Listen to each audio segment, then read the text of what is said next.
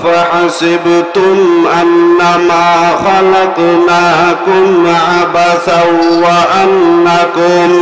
وأنكم إلينا لا ترجعون আল্লাহ তাআলা বলে বান্দা তোমরা কি ভেবে নিয়েছো নাকি যে আমি আল্লাহ তোমাদেরকে দুনিয়ার জমিনের মধ্যে এমনি পাঠাইছি? তোমরা কি ভেবে নিয়েছো নাকি যে আমি আল্লাহ তোমাদেরকে অনর্থক সৃষ্টি করেছি, এমনি সৃষ্টি করেছি? আরে বান্দা আমি তোমাদেরকে দুনিয়ার জমিনের মধ্যে এমনি পাঠাই নাই, অনর্থক সৃষ্টি করি নাই। আমি আল্লাহ তোমাদেরকে দুনিয়ার জমিনের মধ্যে পাঠাইলাম, সৃষ্টি করলাম একমাত্র আমি আল্লাহর ইবাদত করবা, আমি আল্লাহর গোলামি করবা। এই জন্য আমি আল্লাহ তোমাদেরকে সৃষ্টি করেছি। আল্লাহ তাআলা আরেক আয়াতে বলেন কুল্লু নাফসিন যায়িকাতুল মাউত। ও বান্দা আমি আল্লাহ তাআলা দুনিয়ার জমিনের মধ্যে যতগুলা মাখলুক বানাইলাম, মানুষ বানাইলাম, গরু বানাইলাম, ছাগল বানাইলাম, পিপিলিকা বানাইলাম, দুনিয়ার জমিনের মধ্যে আমি আল্লাহ তাআলা যা যা বানাইছি সকল প্রাণীর একদিন মৃত্যু বরণ করতে হবে। আমার আল্লাহ তাআলা আরেক আয়াতের মধ্যে বলেন মিনহা খালাকনাকুম ওয়া ফিহা নুঈদুকুম ওয়া মিনহা নুখরিজুকুম তারাতান উখরা। আরে মানুষ, এরে মাটির মানুষ, আমি আল্লাহ তাআলা তোমাদেরকে মাটি দিয়ে বানাইছি, আবার তোমাদেরকে মাটির ভিতরে আসতে হবে, আবার তোমাদেরকে এই মাটি থেকে, কবর থেকে আমি আল্লাহ হাসরের ময়দানে দাঁড় করাইয়া তোমাদের দুনিয়ার জমিনের মধ্যে যা যা করেছো আমি সব কিছু আমি আল্লাহ হিসাব নিব। আল্লাহ তাআলা আমাদেরকে দুনিয়ার জমিনের মধ্যে পাঠানোর পরে প্রত্যেকটা মানুষের কাঁধের ভিতরে দুইটা করে ফেরেশতা বসায় রাখলেন, কিরামান কাতিবিন। এরকম ভাবে দুইজন ফেরেশতা আমাদের কাঁধের মধ্যে বসায় রাখলেন।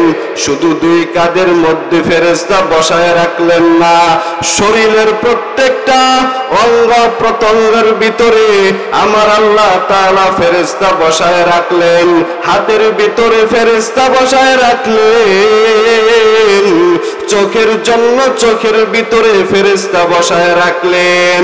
আমার আল্লাহ তাআলা প্রত্যেকটা অঙ্গ প্রত্যঙ্গের ভিতরে ফেরেশতা বসায় রাখলেন। হাসরের ময়দান যেদিন কায়েম হয়ে যাবে আমার আল্লাহ তাআলা তখন ওই বান্দার শরীরের ভিতরে যতগুলা ফেরেশতা বসায় রাখছিল ওই ফেরেশতা বান্দার বিরুদ্ধে আমার আল্লাহর কাছে অভিযোগ করবে। এই জন্য আল্লাহ তাআলা আমাদেরকে দুনিয়ার জমিনের মধ্যে পাঠাইছে একটাই কারণ, আল্লাহর ইবাদত করতে হবে, আল্লাহর গোলামি করতে হবে, আমার নবীজির মুহাব্বত অন্তরে নিয়ে চলতে হবে। আল্লাহ তাআলা বলে রে বান্দা দুনিয়ার জমিনের মধ্যে আমি তোমাদেরকে একেবারে অল্প হায়াত দিয়া পাঠাইলাম। আল্লাহ তাআলা আমাদেরকে দুনিয়ার জমিনের মধ্যে পাঠাইছে একেবারে অল্প হায়াত দিয়া। কারো জন্য 20 বছর হায়াত আল্লাহ বাজেট করিয়া দিলেন, আবার কারো জন্য 30 বছর হায়াত বাজেট করিয়া দিয়ে আল্লাহ দুনিয়ার জমিনের মধ্যে পাঠাইলেন। কারো জন্য আবার 50 বছর, কারো জন্য 60 বছর, কারো জন্য 90 বছর, এরকম ভাবে আল্লাহ তাআলা আমাদেরকে হায়াত বাজেট করিয়া দিয়া দুনিয়ার জমিনের মধ্যে পাঠাইলেন। এই অল্প সময় আল্লাহ তাআলা আমাদেরকে দুনিয়ার মধ্যে পাঠাইলেন আল্লাহর ইবাদত করার জন্যে, আল্লাহর গোলামি করার জন্যে। সব কিছু আমার আল্লাহ কুরআনুল কারীমের মধ্যে বিস্তারিত সব কিছু বলিয়া দিয়েছে। কে কে জান্নাতে যাবে, কে কে জাহান্নামে যাবে, কি আমল করলে বান্দা তুমি জান্নাত পাইবা, আবার কোন আমল করলে তোমারে জাহান্নামে যাইতে হবে, আমার আল্লাহ তাআলা সব কিছু বিস্তারিত কুরআনুল কারীমের মধ্যে বর্ণনা দিয়ে দিয়েছে। ফারিকুম ফিল জান্নাতি ওয়া ফারিকুম ফিস সাইর। ও বান্দা, একটা রাস্তা জান্নাতের, আরেকটা রাস্তা জাহান্নামের। দুনিয়ার জমিনের মধ্যে আসার পরে তুমি যদি নেক আমল করো, আমার আল্লাহ তাআলা তোমার জন্য এত সুন্দর জান্নাত বানায়া রাখলেন। জান্নাতের বান্দারা জান্নাতের মধ্যে থাকবে, জান্নাতের মানুষেরা কখনো চিন্তা করবে না, জান্নাতের বান্দারা কখনো পেরেশানি হবে না, জান্নাতের বান্দা কখনো টেনশন করবে না। দুনিয়ার জমিনের ভিতরে প্রত্যেকটা মানুষের টেনশন আছে, প্রত্যেকটা মানুষের চিন্তা আছে। যেই বান্দা জান্নাতি হবে, ওই জান্নাতের মানুষ কখনো চিন্তা করতে হবে না। জান্নাতের ভিতরে যাওয়ার পরে বান্দা কখনো মাথার ভিতরে টেনশন আসবে না। জান্নাত ডাক্তারের কাছে যায়, আর জান্নাতের বান্দা কখনো অসুস্থ হবে না, ডাক্তারের কাছেও যাওয়া লাগবে না। এত আরামের ঘর, ওই জান্নাতে যদি যেতে চাও বান্দা তোমার নেক আমল করতে হবে, 5 বেলার নামাজ পড়তে হবে, ওরে বান্দা তোমার রোজা রাখতে হবে, হালাল পথে চলতে হবে, উলামায়ে কেরামদের সাথে তোমার সম্পর্ক লাগাইতে হবে।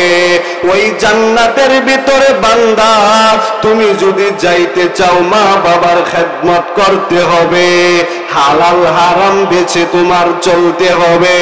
ওই জান্নাতের ভিতরে তুমি যদি যাইতে চাও, অবশ্যই আমার নবী মুহাম্মদুর রাসূলুল্লাহ সাল্লাল্লাহু আলাইহি ওয়াসাল্লামের আদর্শগুলো মেনে সুন্নাতগুলো মেনে তোমার চলতে হবে। জান্নাতের বান্দাদের কোনো চিন্তা থাকবে না। জান্নাতের বান্দারে আমার আল্লাহ 70 থেকে 72টা করে হুর দিয়া দিবে। আর দুনিয়ার জমিনের মধ্যে আসার পরে যেই বান্দা জাহান্নামী হবে, দুনিয়ার জমিনের মধ্যে আসার পরে বান্দা যদি নামাজ না পড়ে, দুনিয়ার জমিনের মধ্যে আসার পরে যদি বান্দা মিথ্যা বলে, দুনিয়ার জমিনের মধ্যে আসার পরে বান্দা যদি জিনা করে, দুনিয়ার জমিনের মধ্যে আসার পরে বান্দা যদি হারাম পথে চলে, দুনিয়ার জমিনের মধ্যে আসার পরে বান্দা যদি গুনাহ করে, আমার আল্লাহ তাআলা বান্দার জন্য জাহান্নাম ব্যবস্থা করিয়া রাখছে। জাহান্নামটা কেমন হবে?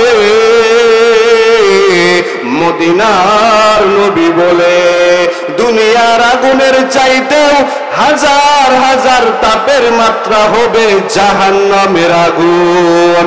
দুনিয়ার আগুন হাতের ভিতরে লাগলে হাত জ্বলিয়া পুড়িয়া যায়, পাও পুড়ে না। আর জাহান্নামের আগুন এত ভয়ঙ্করের আগুন হবে, এত তেজের আগুন হবে। আল্লাহর নবী বলে জাহান্নামের আগুন এত ভয়ঙ্করের আগুন, জাহান্নাম বান্দারা জাহান্নাম থেকে 500 মাইল দূরে থাকবে। ওই 500 মাইল দূরে থেকে জাহান্নামের আগুনের তাপে জাহান্নামওয়ালাদের চামড়াগুলো খসে খসে পড়ে যাবে। ওই জাহান্নামের আগুন সহ্য করতে পারবেন না। আমার আল্লাহ তাআলা বলেন, বান্দা আমি আল্লাহ তাআলার কাছে তওবা করো, আমি আল্লাহ তোমার জিন্দেগীর সব গুনাহগুলো মাফ করিয়া দিব। আমার আল্লাহ তাআলা বান্দার জন্য তওবার ব্যবস্থা করিয়া রাখছে। বান্দা যদি জীবনের যত গুনাহ করেছে, বান্দার জীবনের শুরু থেকে মরণের আগ পর্যন্ত যদি গুনাহ করিয়া থাকে, আর মরণের 1 ঘন্টা আগেও যদি খাঁটি তওবা করে, আমার আল্লাহ ওই বান্দার জিন্দেগীর গুনাহগুলো সাথে সাথে মাফ করিয়া দিবে। জোরে পড়েন সুবহানাল্লাহ, আরো জোরে পড়েন সুবহানাল্লাহ। মূসা নবীর যুগে এক আল্লাহর বান্দা ছিল, জীবনভর শুধু গুনাহ করত, অন্যায় করত, লাগাতার 40 বছর ধরে জিনা করেছে। আমার আল্লাহ তাআলা মূসা নবীর যুগে হঠাৎ করে একদিন বৃষ্টি বন্ধ করিয়া দিলেন। এলাকার মানুষ চিন্তায় পড়িয়া গেলেন, আরে আল্লাহ তাআলা আমাদের এলাকার ভিতরে বৃষ্টি বন্ধ করিয়া দিয়েছে। কৃষকেরা চিন্তায় পড়িয়া গেল, জমিনের ভিতরে যত ফসল আছে সব ফসলগুলো নষ্ট হইতে আরম্ভ করলো। ওই বান্দারা মূসা নবীর যুগে ওই সব বান্দারা মূসা নবীর কাছে চলে আসলেন। মূসা নবীর কাছে আসার পরে বলে, ও আল্লাহর পয়গম্বর, আপনি যেহেতু আল্লাহর সাথে কথা বলেন, আপনি আল্লাহকে বলেন আল্লাহ কেন আমাদের এলাকার ভিতর থেকে বৃষ্টি উঠাইয়া নিয়েছে। হযরতে মূসা নবী মানুষদেরকে সান্ত্বনা দিল, এলাকার মানুষ আগামীকাল একটা দোয়ার ব্যবস্থা করো, আমি তোমাদের সকলকে নিয়ে বৃষ্টির জন্য আল্লাহর কাছে আমরা দোয়া করব। এলাকার ভিতরে এলান করে দেওয়া হলো। পরের দিন মূসা নবী এলাকার ভিতরে যত মানুষ ছিল সকল মানুষকে নিয়ে মূসা নবী আমার আল্লাহর কাছে দোয়া করে আর ডাক দিয়া বলে, মালিক, আপনি নাকি এলাকার ভিতরে বৃষ্টি বন্ধ করে দিয়েছেন, আমার আল্লাহ তাআলা কোনো জবাব দেয় না। মূসা নবী আরেকবার দোয়া করলেন, আল্লাহ এলাকার ভিতরে কেন আপনি বৃষ্টি দেন না?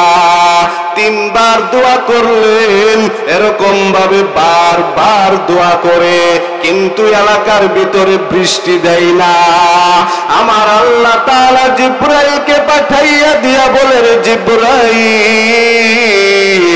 নবীকে জানাইয়া দাও মূসা নবীরে, মূসা নবী যাদেরকে লইয়া বৃষ্টির জন্য দোয়া করে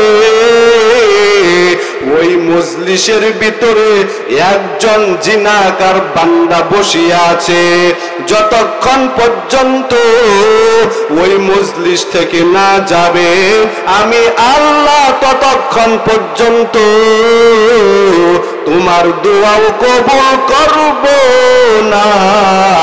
আমি আল্লাহ ততক্ষণ পর্যন্ত বৃষ্টি দিব না। মুসা নবী দাঁড়াইয়া রাগান্বিত মেজাজ নিয়া বলে, কে সে জিনাকার? আল্লাহ তোমার জন্য বৃষ্টি বন্ধ করিয়া দিয়েছে, তোমার জন্য আল্লাহ বৃষ্টি দেয় না। তাড়াতাড়ি ময়দান থেকে বেগে যা, তাড়াতাড়ি ময়দান থেকে উঠে যা। ওই আল্লাহর বান্দা জিনাকার অন্তরের মধ্যে ভয় আর মনে মনে ভাবতে আরম্ভ করলেন, এখান থেকে যদি আমি উঠিয়া যাই, এলাকার মানুষ সকলেই জানবে আমি জিনাকার। সবাই জানে আমার মতো ভালো মানুষ এলাকার ভিতরে কেউ নাই। আবার ওই বান্দা মনে মনে চিন্তা করলেন, আমি যদি ময়দান থেকে না উঠিয়া যাই, আল্লাহ যদি মুসা নবীরে বলিয়া দেয় এই বান্দাই জিনা করেছে। জিনাকারী বান্দার অন্তরের মধ্যে ভয়। মুসা নবী আরেকবার দাঁড়াইয়া এলান করিয়া দিল, কে সে জিনাকার? তাড়াতাড়ি ময়দান থেকে বেগে যা, ময়দান থেকে উঠে যা। ওই জিনাকারী বান্দা মাথাটা নিচের দিকে দিয়া বলে, রে মালিক, আমি লাগাতার 40টা বছর ধরে জিনা করিয়া আসতেছি। আমার এই জিনার কথা আমার মা জানে না, আমার এই জিনার কথা আমার বাবাও জানে না। আমি এত বড় অপরাধী, এই জিনার কথা আমার স্ত্রীও জানে না, আমার সন্তানেরাও জানে না। রে আল্লাহ, আমার বাবাই যদি জানতো যে আমি এত বড় অপরাধী, আমার বাবা আমারে তাড়াইয়া দিত, আমার ত্যায্য পুত্র করে দিত। আমার এই জিনার কথা আমার মা যদি জানতো, আমারে তাড়াইয়া দিত, আর সন্তান হিসাবে পরিচয় দিত না। আমার এই জিনার কথা আমার স্ত্রী যদি জানতো, আমার সাথে আর সংসার করত না, আমাকে রেখে চলে যাইতেন। আমার এই জিনার কথা যদি আমার সন্তানেরা যদি জানতো, আমাকে আর বাবা বলে ডাক দিত না, আমাকে আর বাবার পরিচয় দিত না। ওরে আসমানের মালিক, দুনিয়ার কেউ জানে না, তুমি জানো রে আল্লাহ। তুমি জানার পরেও তো একবার বেজার হইয়া আমার দূরে সরাইয়া দেও নাই। ও আল্লাহ, তুমি জানার পরেও তো পানি বন্ধ করো নাই। তুমি জানার পরেও তো আল্লাহ নদীর মাছ বন্ধ করো নাই। তুমি জানার পরেও তো আল্লাহ সূর্যের আলো বন্ধ করো নাই। আজ তুমি বেজার হইয়া বৃষ্টি বন্ধ করে দিয়েছো। আমি আজ থেকে তওবা করলাম, আমি জিন্দেগিতে আর জিনা করব না। মেহেরবানি করে তুমি আমারে মাফ করিয়া দাও। ওই আল্লাহর বান্দা এমন ভাবে তওবা করতে আরম্ভ করলেন, আর মনে মনে ডাক দিয়া বলে, মালিক, তোমার নাম তো রহমান, তোমার নামের উছিলা করিয়া তুমি আমারে মাফ করিয়া দাও। ও আল্লাহ, তোমার নাম তো গফফার, তোমার নামের উছিলাই তুমি আমারে মাফ করিয়া দাও। ওই আল্লাহর বান্দা এমন ভাবে গুনার কথা স্মরণ করিয়া এমন ভাবে কান্না আরম্ভ করেছে, আল্লাহ তাআলা কিছুক্ষণের ভিতরে সাথে সাথে এলাকার ভিতরে রহমতের বৃষ্টি দিয়ে দিয়েছে। জুড়ে পড়েন সুবহানাল্লাহ। মুসা নবী আশ্চর্য হয়ে গেলেন, আমার আল্লাহকে ডাক দিয়া বলে, মালিক, আপনি তো বলেছেন এই ময়দানের ভিতরে, এই মজলিসের ভিতরে একজন জিনাকারী আছে। আপনি তোই বলেছেন এই জিনাকারী বান্দা ময়দান থেকে না উঠে গেলে আপনি দোয়াও কবুল করবেন না, আপনি ততক্ষণ পর্যন্ত বৃষ্টিও দিবেন না। ও মালিক, আমরা তাকায় আছি অনেকক্ষণ ধরিয়া, ওই জিনাকারী বান্দা তো ময়দান থেকে বেগেও গেল না, উঠিয়াও গেল না, তাহলে আপনি কেন বৃষ্টি দিলেন? আমার আল্লাহ তাআলা ডাক দিয়া বলে, ও মুসা, তুমি কি জানো না আমি আল্লাহ একটা নাম রহমান? তুমি কি জানো না আমি আল্লাহ একটা নাম গফফার? তুমি কি জানো না আমি আল্লাহ একটা নাম সাত্তার? এই বান্দা যখন মাথা নিচের দিকে দিয়া, যখন আমি মাওলাকে মালিক বলিয়া ডাক দিয়েছে, আমি আল্লাহ যেই বান্দার জন্য বৃষ্টি বন্ধ করে দিয়েছিলাম, ওই বান্দার জন্যই আমি আল্লাহ আবার তোমাদের মাঝে বৃষ্টি দিয়ে দিলাম। এই জন্য আল্লাহ তাআলার কাছে মাপ চাইলে আমার আল্লাহ ওই বান্দার জিন্দেগির গুনাহগুলো সাথে সাথে মাপ করিয়া দেয়। এই জন্য বান্দার জন্য আমার আল্লাহ তওবার দরজা খুলিয়া রাখছে। আমার আল্লাহ তাআলা বলেন, ইয়া আইয়ুহাল্লাযীনা আমানু তুবু ইলাল্লাহি তাওবাতান নাসুহা। কোন বান্দা যদি খাঁটি তওবা করে, কোন বান্দা যদি মনে মনে তওবা করে, আমরা জীবনে আর নামাজ বাদ দিব না, আমরা জীবনে আর সুদ খাবো না, আমরা জীবনে আর কোনোদিন মিথ্যা কথা বলবো না, আমরা কোনোদিন আর চুরি করব না রে আল্লাহ, আজ থেকে নামাজ পড়বো। ও আল্লাহ, তুমি আমারে মাফ করে দাও। আমার আল্লাহ তাআলার কাছে যদি কোনো বান্দা মাফ চাইতে পারে, আমার আল্লাহ তাআলা ওই বান্দার জিন্দেগির সব গুনাহগুলো মাফ করিয়া দিবে। এই জন্য আল্লাহ তাআলার কাছে বেশি বেশি মাফ চাইতে হবে, তওবা করতে হবে। নবীজির একজন সাহাবী ছিলেন, সালাবা তার নাম, অল্প বয়স কিশোর ছেলে। আল্লাহর নবী ওই সাহাবীকে এত ভালোবাসতেন, নবীর কাছে সব সময় যাইয়া বসিয়া থাকতেন। নবী এত ভালোবাসতেন, অল্প বয়স। নবীজির কাছ থেকে একদিন দূরে চলে গেলেন, মক্কার রাস্তা দিয়া ওই সাহাবী সালাবা যাইতাছে। মক্কার পাশে একটা ঘর ছিল, ওই ঘরের ভিতরে একটা মহিলা পর্দা লাগাইয়া গোসল করতেছে। হঠাৎ করে বাতাস এসেছে, ওই পর্দা উঠিয়া গেছে। সালাবার ওই মহিলার দিকে নজর পড়িয়া গেছে। সালাবা সাথে সাথে জায়গা থেকে তাড়াতাড়ি দৌড়াইয়া অন্য জায়গায় চলে গিয়েছে।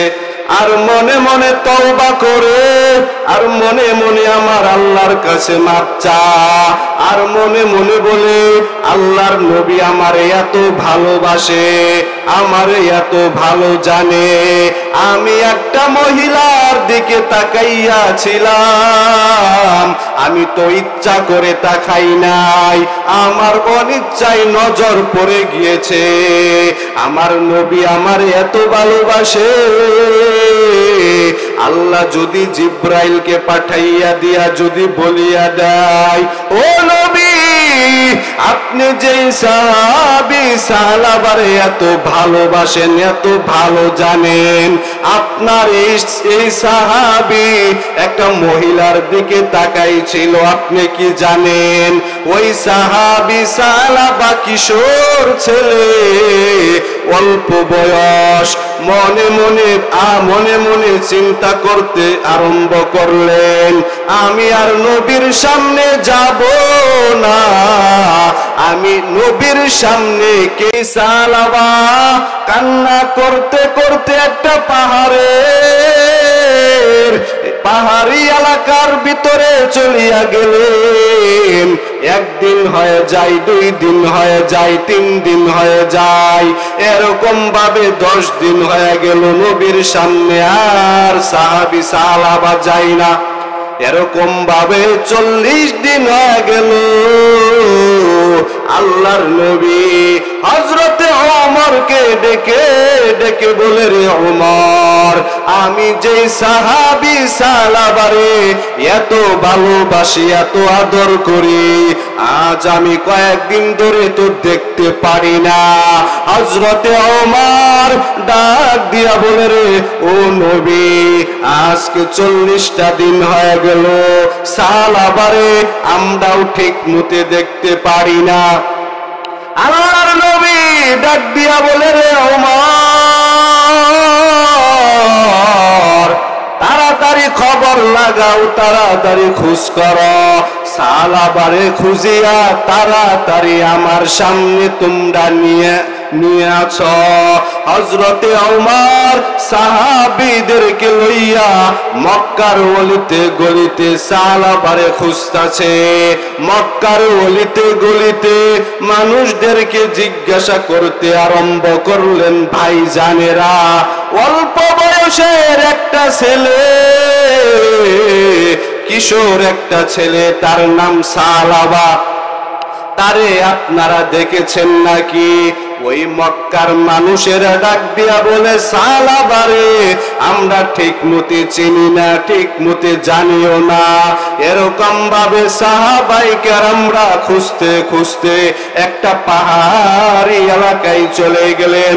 ওই পাহাড়ি এলাকার ভিতরে যাওয়ার পর পাহাড়ি মানুষদেরকে বলতে আরম্ভ করলেন, ও ভাইজানেরা, অল্প বয়সী একটা ছেলে, কিশোর সাহাবী, তার নাম সালাবা, তারে দেখছেন নাকি? ওই পাহাড়ের মানুষেরা বলতে আরম্ভ করলেন, আমরা সাহাবারে ঠিক মতে চিনি না, তবে অল্প বয়সের একটা ছেলে আজকে থেকে 40 দিন ধরে পাহাড়ে আইসা আইসা কান্না করে। ওই সাহাবা সকালবেলা ওই পাহাড়ের উপরে গিয়া চোখের পানিগুলো ফালাইয়া কান্না করে বলে, ও দয়ার মালিক, ওই মহিলার দিকে আমি তো এমনি এমনি তাকাই নাই, অনিচ্ছায় নজর পড়ে গেছে, আল্লাহ মেহেরবানি করিয়া তুমি আমারে মাফ করে দাও। ওই পাহাড়ে গিয়ে গিয়ে কান্না করে হযরতে ওমর ওই পাহাড়ের নিচে বসিয়া আছে। পাহাড় থেকে কান্না করে করে সাহাবী সালাবা ওই পাহাড় থেকে নামতাছে। হযরতে ওমরকে দেখিয়া সালাবা ভয়, সাহাবী সালাবা ভয়ে কান্না করতেছে। হযরতে ওমর ডাক দিয়া বলে, সাহাবী সালাবা কোনো ভয় নাই, কোনো ভয় নাই, আজকে 40টা দিন হয়ে গেল, তুমি কেন নবীর সামনে যাও না? ওরে সাহাবী সালাবা, তোমার কপালে এতই ভালো যে নবী তোমাকে খোঁজার জন্য আমাদেরকে পাঠাইছে। ও সালাবা, তুমি কেন নবীর সামনে যাও না? আমার নবীর মুহাব্বতের আগুন কলিজার ভিতরে তোমার জন্য জ্বলিয়া উঠেছে। হযরতে ওমর ডাক দিয়া বলে, সালাবা তাড়াতাড়ি নবীর কাছে যাও, নবী তোমারে দেখবে। সালাবা চোখের পানি ফালায়া কান্না করিয়া বলে, ভাই ওমর, আমি নবীর সামনে যাব না। হযরতে সালাবা চোখের পানি ফালাইয়া কান্না করিয়া বলে, ওমর ভাই, আমি আর নবীর সামনে যাব না।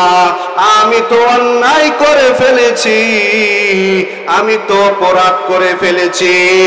হযরতে ওমর ডাক দিয়া বলে, সালাবা রে, নবীর কাছ থেকে আমরা ওয়াদা করে নিয়ে এসেছি, তোমাকে আমরা নবীর কাছে নিয়ে যাব। হযরতে ওমর ওই সাহাবী সালাবার হাত পাও শক্ত করে ধরে মদিনার পথে রওয়ানা নবীর কাছে সালাবারে নিয়ে গেলেন। আল্লাহর নবী ডাক দিয়া বলে, ওই সালাবারে, আজকে 40টা দিন হয়ে গেল, তোমারে দেখতে আমি কেন পাই না? হযরতে সালাবা চোখের পানি ফালাইয়া কান্না করিয়া বলে, ও আল্লাহর নবী, আপনি আমাকে বলেন আল্লাহ আমারে মাফ করেছেনি? আল্লাহর নবী ডাক দিয়া বলে, সালাবারে, তুমি যদি অন্যায় করিয়ে থাকো, তুমি যদি অপরাধ করো, তুমি যদি তওবা করো, আমার আল্লাহ তোমার জিন্দেগীর সব গুনাহগুলো মাফ করিয়া দিবে। হযরতে সালাবা কান্না বন্ধ করে না, শুধু কান্না করে আল্লাহর নবী ডাক দিয়া বলে, সালাবা তুমি এখানে বসো। সালাবারে বসায়া দিলেন। আল্লাহর নবী রান মুবারকের রানের ভিতরে সালাবার মাথা রাইখা বলে, তুমি এখানে একটু রেস্ট নাও, তুমি এখানে একটু ঘুমাও। সালাবা শুধু কান্না করে একবার নবীজির রানের ভিতরে মাথা লাগাইয়া ঘুমাই, আবার দাঁড়াইয়া উঠিয়া দৌড় মারতে চাই। এরকম ভাবে কান্না করে করে করে করে করে সালাবা মাটির ভিতরে বৈশা গেছে। হঠাৎ করে কিছুক্ষণ পরে ওই সাহাবী সালাবা ডাক দিয়া বলে, ও আল্লাহর নবী, আমার পেটের হাড্ডির ভিতরে পিপিলিকার মতো কি যেন হাঁটাচোরা করে। আল্লাহর নবী বুঝতে পারলেন আজরাইল চলে এসেছে। রহমতের নবী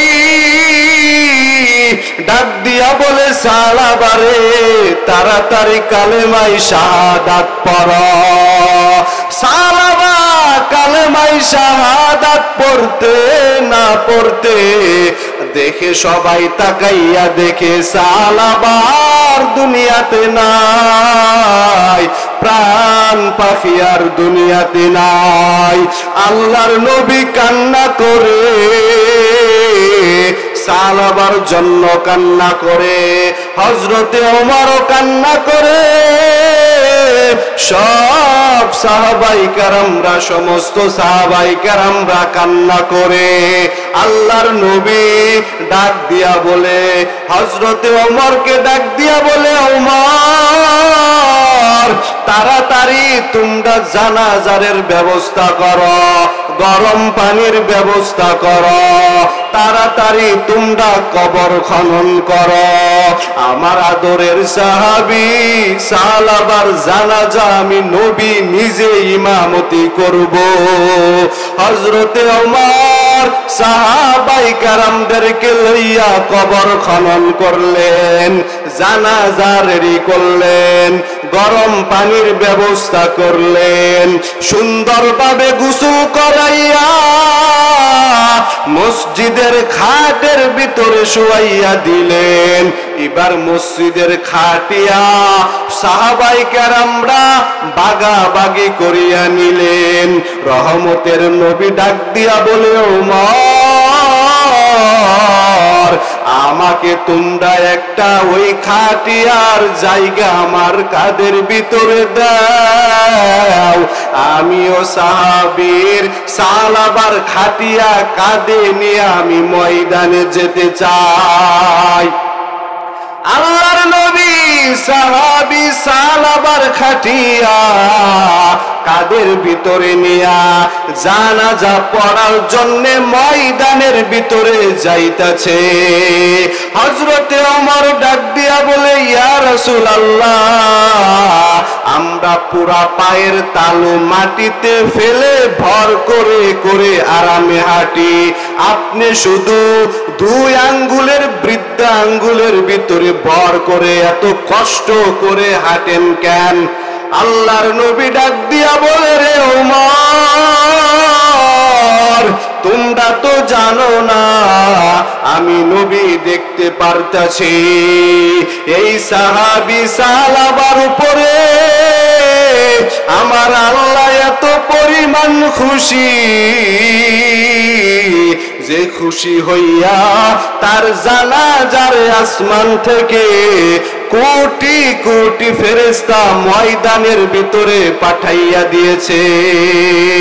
আল্লাহু আকবার, আরো জোরে পড়েন আল্লাহু আকবার। সাহাবী সালাবার জানাজা এতভাবে আমার আল্লাহ তাআলার কাছে কবুল হয়ে গিয়েছে, এই জন্য সাহাবী সালাবার উপরে আমার আল্লাহ খুশি হইয়া আসমান থেকে কোটি কোটি ফেরেশতা ময়দানের ভিতরে পাঠাইয়া দিয়েছে। এত পরিমাণ ফেরেশতা ময়দানের ভিতরে এসেছে যে আমি নবী যে কদম দিয়ে দিয়ে হাঁটবো সেই জায়গাটা পর্যন্ত নাই। আল্লাহর নবী বলে, এখন আমি সাহাবী সালাবার জানাজার নামাজের ইমামতি করব। আল্লাহর নবী সাহাবায়ে কেরামদেরকে লইয়া জানাজার নামাজ পড়াইলেন, কবরের ভিতরে রাখলেন। এই জন্য রে বাবা, আল্লাহর কাছে যদি তুমি খাঁটি তওবা করতে পারো, আমার আল্লাহ তাআলা তোমার জিন্দেগীর গুনাহগুলো মাফ করিয়ে দিয়া আল্লাহর কাছে তুমিও দামি হইতে পারবা। আমরা দুনিয়ার জমিনের মধ্যে আসার পরে আজ আমরা দিশে হারা হইয়া চলতেছি। আমরা আল্লাহর কোরআনটারে চিনলাম না, আমরা ইসলামটারে ঠিক মতে চিনলাম না। আল্লাহর নবী ইসলামের জন্যে, কালেমার জন্যে, দ্বীনের জন্যে এত পরিমাণ কষ্ট করলেন, উম্মতের জন্যে এত পরিমাণ কষ্ট করলেন। পেটের ভিতরে পাথর লইয়া আমার নবী মানুষের বাড়িতে যাইয়া যাইয়া কালেমার দাওয়াত দেয়, আমার নবীরে উল্টা গালি দেয়। আমার নবী কষ্ট পাইয়া এর পরেও রাগ করে না, আবার মানুষের বাড়িতে যাইয়া কালেমার দাওয়াত দেয়। আমার নবী 7 দিন হয়ে যায় খানা খাইতে পারে না, গাছের পাতাগুলো ছিঁড়ে ছিঁড়ে রস বানাইয়া এরপরে খেয়ে ক্ষুধা নিবারণ করে। আল্লাহর নবী ইসলামের জন্যে, কালেমার জন্যে এত পরিমাণ কষ্ট করলেন। আমার মায়ার নবী কালেমার দাওয়াত নিয়ে যখন তাইফের ময়দানে চলে গেলেন, ওই তাইফের বাচ্চাগুলো, ওই তাইফের কাফেরেরা আল্লাহর নবীরে এমন ভাবে পাথর মারতে আরম্ভ করলেন, আমার নবীর শরীরের ভিতরে মশা মাছি বসে না হারাম। আমার নবী রাস্তা দিয়ে যখন যায়, মেঘের খণ্ড নবীকে ছায়া দেয়। কেমন মায়ার নবী, আল্লাহর নবী কালেমার দাওয়াত নিয়ে যখন তাইফের ময়দানে চলে গেলেন, ওই কাফেরের বাচ্চাগুলো ছোট ছোট বাচ্চাদেরকে লেলিয়ে দিলেন আর বলে, ও বাচ্চারা, এটা মুসলমানদের নবী, এটা আব্দুল্লাহর সন্তান মুহাম্মদ, তোমরা তারে পাথর মারিয়া তাইফের জমিন থেকে তাড়াতাড়ি বিদায় করিয়া দাও। ওই তাইফের বাসী বাচ্চাগুলো হাতের ভিতরে পাথর লইয়া আমার নবীর শরীরের ভিতরে এমন ভাবে পাথর মারতেছে, বৃষ্টির মতো পাথরগুলো মারতে আরম্ভ করলেন। আমার নবীর এত সুন্দর চেহারা, রক্তগুলো পড়ে পড়ে জুতার সাথে আটকাইয়া গিয়েছে। আল্লাহর নবী মাটির ভিতরে বৈশা গেলেন। আমার নবীর রক্ত দেখিয়া আমার আল্লাহ সহ্য করতে পারে নাই।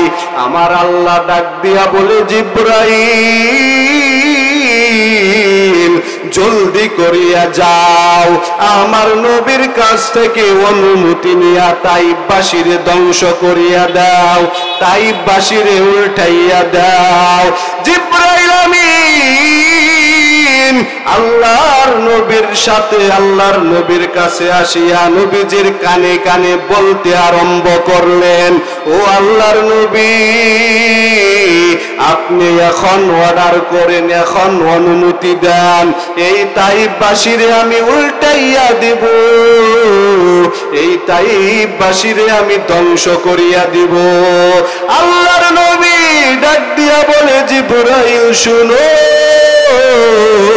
যাবে না, তুমি আল্লাহর কাছে চলে যাও, আমার আল্লাহর রাগ তুমি ঠান্ডা করো।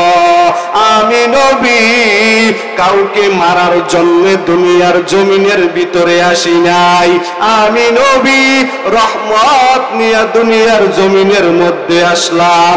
আমি নবী নারীদের জন্য রহমত, আমি নবী পুরুষদের জন্য রহমত। এই জিবরাইল, তুমি সাক্ষী থাকো, যেই তাইফবাসী আজ আমাকে পাথর মারছে, ওরা তো আমারে চিনে না, ওরা তো আমারে জানে না।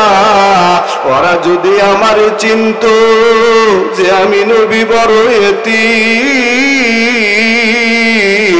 আমাকে আর পাথর মারতো না। ওরা যদি চিনতো যে আমি নবীর মাও নাই, আমি নবীর বাবাও নাই, যদি জানতো আমাকে আর পাথর মারতো না। এই জিবরাইল, তুমি সাক্ষী থাকো,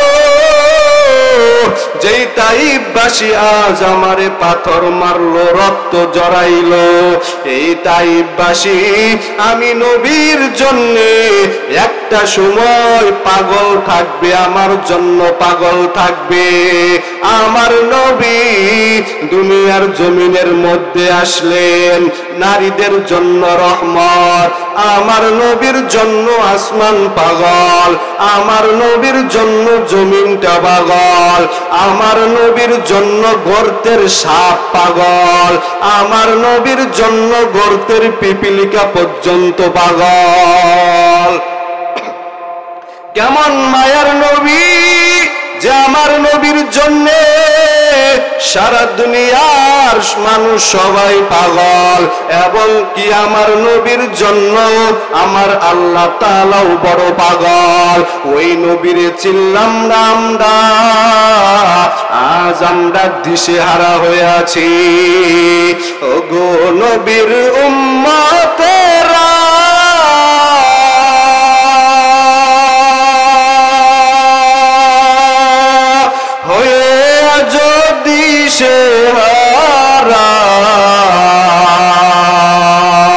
কে তরাবে ফুল সে সিরাত মিজানে নবী বিনে কে তরাবে ফুলসিরাত মিজানে। এই জন্য নবীর মুহাব্বত অন্তরের ভিতরে নিয়া ইয়ার পরে বান্দা তোমার কবরের ভিতরে যাইতে হবে, কারণ কবরের ভিতরে আপন কেউ থাকবে না।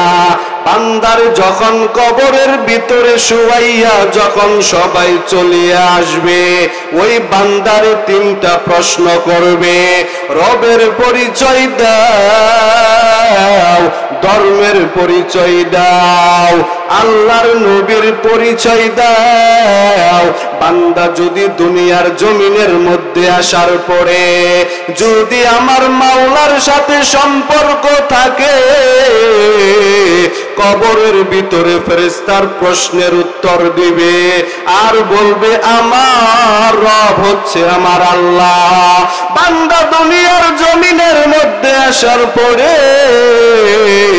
যদি দ্বীনের সাথে ভালো সম্পর্ক থাকে, বান্দা যদি দ্বীনের পথে চলে, ফেরেশতা প্রশ্ন করার সাথে সাথে বান্দার জবান দিয়া বের হয়ে যাবে ধর্ম আমার ইসলাম।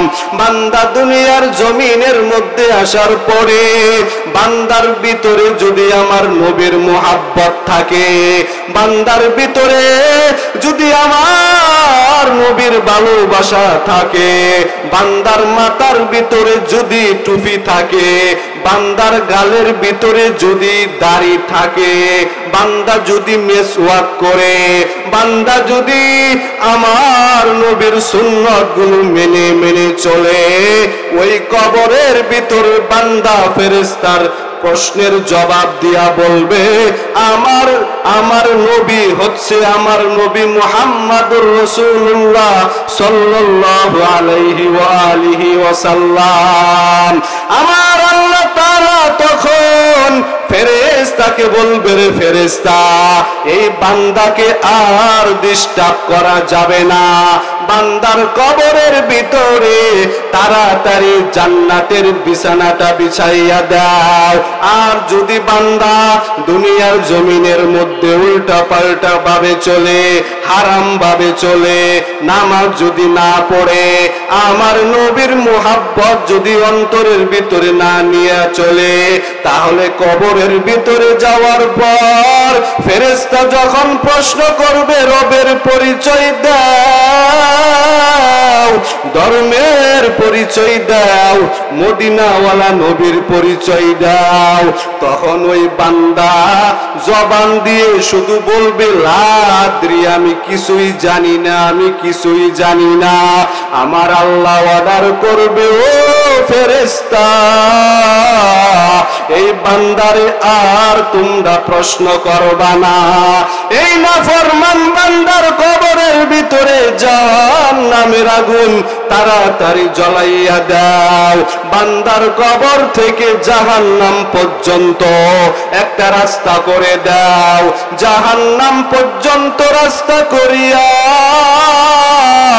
জাহান্নামের দরজা খুলিয়া দাও। ওই অন্ধকার কবরের ভিতরে একটা না দুইটা না 70 থেকে 99টা শাম বেনামাজের কবরের ভিতরে এসে ভরে যাবে।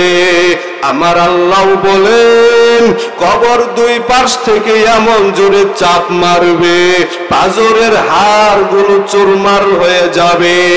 ওই অন্ধকার কবরের আযাব সহ্য করতে পারবেন না।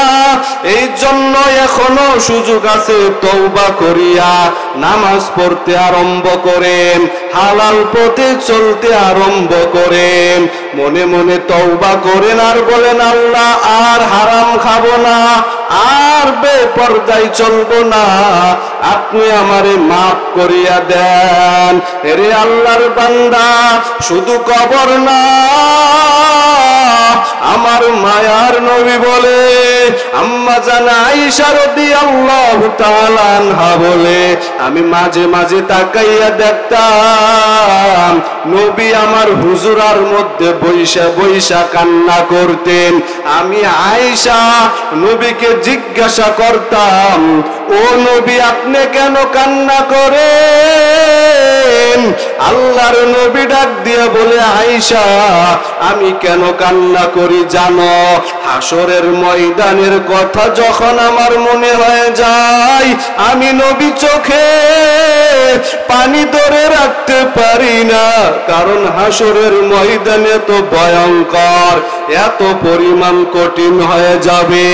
এখন বিজ্ঞানীরা বলে এই জমিন থেকে 9,30,00,000 মাইল উপরে সূর্য, ওখান থেকে এই দুনিয়ার জমিনের ভিতরে তাপ দেয়, সূর্যের আলো দেয়, এরপরেও এত গরম, ফ্যানের বাতাসেও ঠান্ডা হয় না, এত পরিমাণ গরম।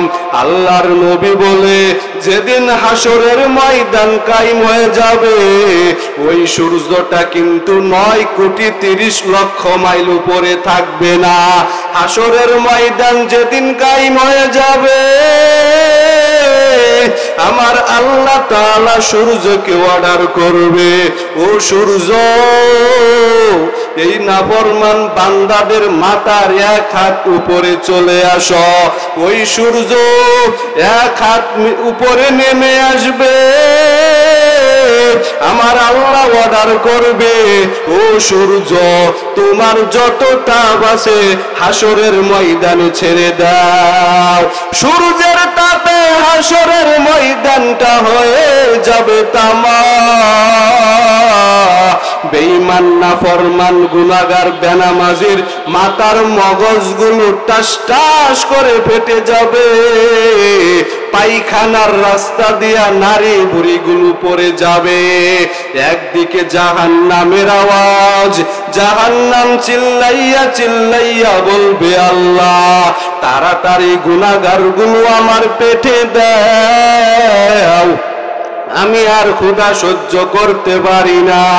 আমার আল্লাহ ডাক দিয়া বলবে, ও জাহান্নাম একটু অপেক্ষা কর, আমি আল্লাহ বিচার শেষ করিয়া আমার মুমিন বান্দাদেরকে জান্নাতের ভিতরে পাঠাইয়া দিব, আর গুনাহগার বান্দাগুলো আমি তোরেই দিয়া দিব। জাহান্নাম অপেক্ষা করে না, জাহান্নাম শুধু চিল্লাইয়া চিল্লাইয়া সামন দিকে আগায়। এই অবস্থা দেখিয়া আমার আল্লাহ তাআলা ফেরেশতাকে অর্ডার করবে, ও ফেরেশতা এই জাহান্নাম রে 70,000 শিকল লাগাইয়া পিছন দিকে দড়িয়ে রাখো। ওই ফেরেশতারা যখন 70,000 শিকল লাগাইয়া জাহান্নাম রে যখন শিকল লাগাইয়া পিছনে বেঁধে রাখবে, ধরে রাখবে, 70,000 শিকল গুলো ছিঁড়িয়া শুধু উম্মতরে খাওয়ার জন্য, গুনাহগার বান্দারে খাওয়ার জন্য শুধু সামন দিকে আগায়। এই অবস্থা দেখিয়া আমার আপনার মায়ার নবী একটা দৌড় মারবে, মাকাবে মাহমুদে চলে যাবে, আর সিজদা দিয়া কান্না করবে, ও আল্লাহ তুমি জাহান্নামে ফিরাও, জাহান্নামে ফিরাও। এই জাহান্নামের যদি না ফিরাও আমার একটা উম্মতের ছাড় দিবে না। তুমি যদি জাহান্নামের না ফিরাও আমি নবী কিন্তু জান্নাতের মধ্যে যাব না।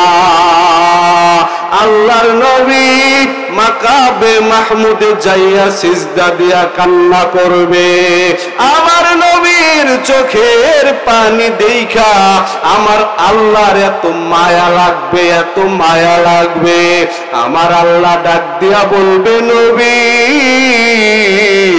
আপনি মাথা উঠাইয়া দেন, আপনি মাথা উঠাইয়া দেন, আমি জাহান্নাম রে ফিরাইতেছি, আপনি কান্না করবেন না, কারণ দুনিয়ার জমিনের ভিতরে আপনি কম কান্না করেন নাই। ইসলামের জন্য, কালেমার জন্য, উম্মতের জন্য এত পরিমাণ কান্না করলেন। আর যদি আপনি হাসরের ময়দানেও কান্না করেন, আমি আল্লাহ তো সহ্য করতে পারি না। আল্লাহ তাআলা বলবেন, নবী আপনি মাথা উঠাইয়া দেন, আমি জাহান্নাম রে ফিরাইতাছি। এমন কঠিন হয়ে যাবে হাসরের ময়দান। ওরে যেই নবীদের কোনো গুনাহ নাই, নবীরা পর্যন্ত কান্না করবে। ঈসা নবী কান্না করবে, মুসা নবী কান্না করবে, ইব্রাহিম নবী কান্না করবে, আর বলবে আল্লাহ তুমি আমারে বাঁচাও, আমার উম্মতের খবর নেওয়ার দরকার নাই। ইয়াউমা ইয়াফিরুল মারউ মিন আখি ওয়া উম্মিহি ওয়া আবিহি, হাসরের ময়দানে ভাই ভাইয়ের পরিচয় দিবে না, মা সন্তানের পরিচয় দিবে না, সন্তান বাবার পরিচয় দিবে না, ইমাম সাহেব তার মুসল্লির পরিচয় দিবে না, পীর সাহেব তার মুরিদের পরিচয় দিবে না। সবাই শুধু নাফসি নাফসি বলে কান্না করবে হাসরের ময়দানে। যদি বান্দা তুমি জান্নাতে যেতে চাও, আজ থেকে নামাজ পড়তে হবে, আজ থেকে মা বাবার খেদমত করতে হবে, আজ থেকে বান্দা ইসলামের পথে তোমার চলতে হবে। যাদের তওবা করার নিয়ত আছে, দুইটা হাত আমার আল্লাহরে দেখাইয়া দাও। ও আল্লাহ, আপনি আমাদের হাতগুলা কবুল করে নেন, তওবার উপরে চলার মতো তৌফিক দান করেন।